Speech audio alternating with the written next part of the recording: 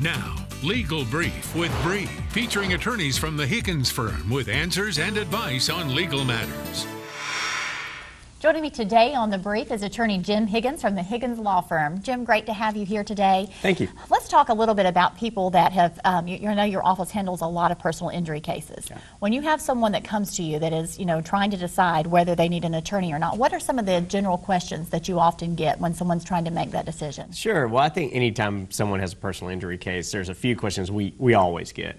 And, naturally one of them is, well, what is this case worth? And that is a very hard question to answer. But, what we always look at, it just really depends on each case. You're going to look at medical bills that people have incurred, lost wages, there's a pain and suffering component. And, since we've been doing this so long and have handled some pretty big cases across the Southeast, we have a good idea of what most cases would be worth. So you can never say, it's not like buying a car, but we can usually give somebody what we anticipate a jury would do.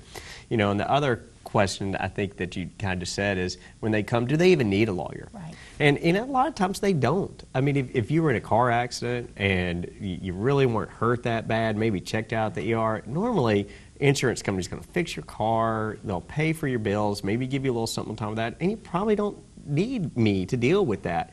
Most of our cases are more complex, more serious injuries, and the more catastrophic damages are, the more you're going to need a lawyer, because they can be complicated. And with cases like that, I'm sure there's a lot of research that goes into that. Typically, how long would a case like that take? I know it's hard to pinpoint exactly, but I'm sure you get that question a lot as well. Absolutely. So in general, the more severe the damages, it's just going to take longer, because we never want to settle a case or try a case until we know that our client's as good as they can be. And if you would like to contact the Higgins Law Firm, you may do so by looking at the information on your screen.